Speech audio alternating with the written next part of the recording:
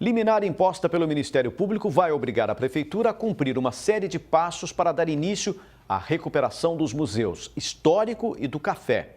O Poder Público tem 90 dias para iniciar a restauração, mas a decisão ainda cabe recurso. Os museus Histórico e do Café na mira da Justiça, o Ministério Público determinou que a Prefeitura cumpra em 90 dias uma série de passos para dar início à restauração dos museus, filhos do passado da cidade. A gente identificou que ambos os museus estavam numa situação de forte degradação, não só os prédios dos museus, mas também o acervo que cada um possuía.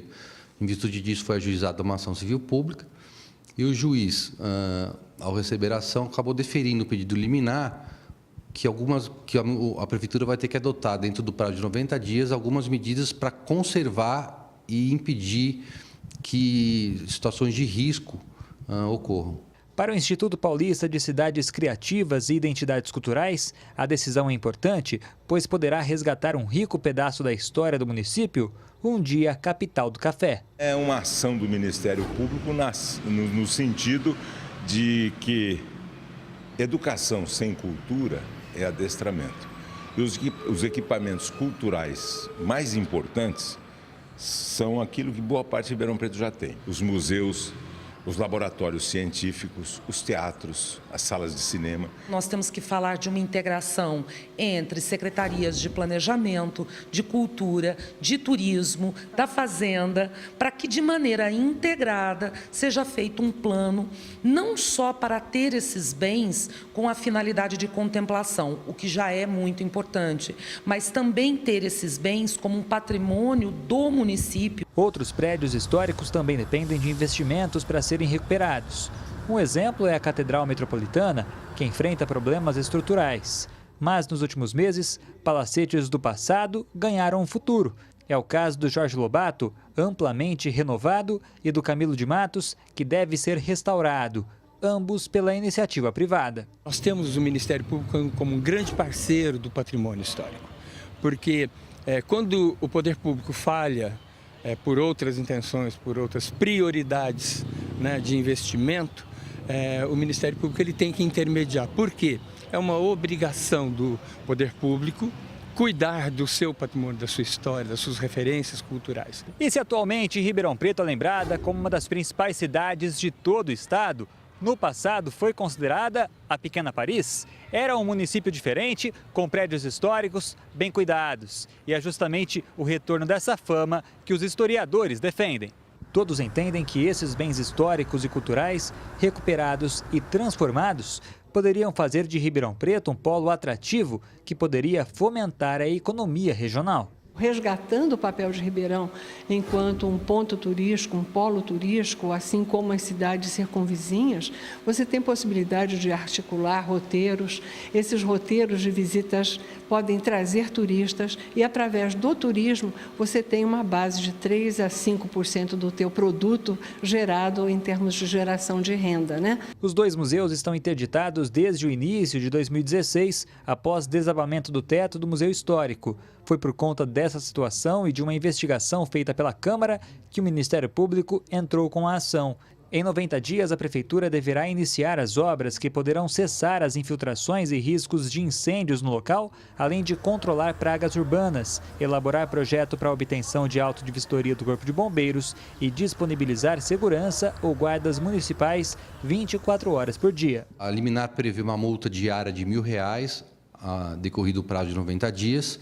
E, além disso, o descumprimento de ordem judicial gera crime de desobediência e, eventualmente, improbidade administrativa. Para o comentarista da TV Clube Band, o município deveria aproveitar este gancho para fomentar os demais prédios históricos e, com isso, fomentar a cultura e a economia. Como seria Ribeirão Preto hoje se esses prédios estivessem restaurados e com a participação das pessoas? Ela seria aquilo que ela pretendeu ser no passado, uma pequena Paris.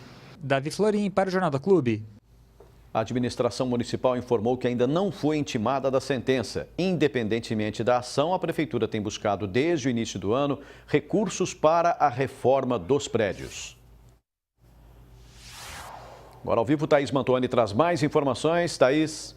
Realmente, Pucci, os museus parados são uma perda cultural para a cidade. Eles já foram muito visitados. Eu vou conversar sobre esse assunto agora com o Edilson Oliveira, que é consultor em turismo. Com os patrimônios históricos que Ribeirão tem, mesmo que hoje estejam abandonados, a cidade pode sonhar com um polo turístico. Boa tarde. Boa tarde. Olha, outros fatores contribuem para que isso aconteça, não é?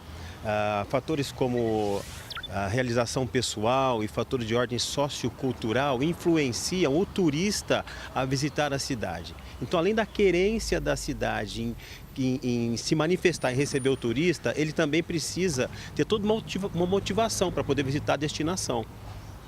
E hoje, bem ou mal, a cidade é considerada um destino de turismo de negócios e eventos. A parte histórica daqui de Ribeirão pode fortalecer esse ramo? De que forma?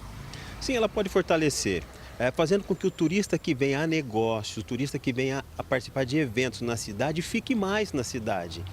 Hoje nós não temos nada que prenda o turista aqui, além do próprio evento. Então, sendo bem articulado, com um patrimônio histórico, cultural, bem formatado, pronto para consumo do turista, ele pode permanecer mais na cidade gerando negócios. E hoje os patrimônios são considerados apenas como gastos. Da parte do turismo, dá para transformá-los em receita? Sim, por essa própria permanência do turismo, do turista no local. Ele vai consumir, ele vai visitar, ele vai colaborar para a preservação desse patrimônio, de um modo geral. Porque hoje o que nós temos aqui são só turismo de compra. Tirando os shoppings, ele não tem muita coisa para fazer na cidade. Então isso vem a agregar, a fomentar o turismo na localidade. Em nossa macro-região, as cidades vizinhas também entram nesse pacote turístico? Sem dúvida, o turismo vive de complementaridade, O que falta em Ribeirão Preto pode acontecer de ter em Brodowski, em Altinópolis, em Batatais, em Franca. Então, todo o turismo, ele é contemplado com essa questão do polo, formando circuitos turísticos que as pessoas possam se deslocar e conhecer toda a região. Agora a Prefeitura está obrigada pela Justiça a recuperar os museus da cidade. Seria um momento ideal de mudar a sorte desse setor e transformar a crise em uma oportunidade. Momento ideal, Momento raro, onde a necessidade encontra na oportunidade um viés de uma parceria sem precedentes. Então nós temos essa obrigatoriedade do poder público e transformá-la em realidade, uma oportunidade para gerar novos negócios, assim formatar de uma vez o turismo na região. Muito obrigada pela sua participação aqui no Jornal da Clube. E daqui a pouco eu volto para falar que os moradores do distrito de Bonfim Paulista estão recorrendo a um abaixo-assinado pedindo a volta da atividade na base da Polícia Militar e também a delegacia no distrito, no caso. Pucci. Já, Thaís?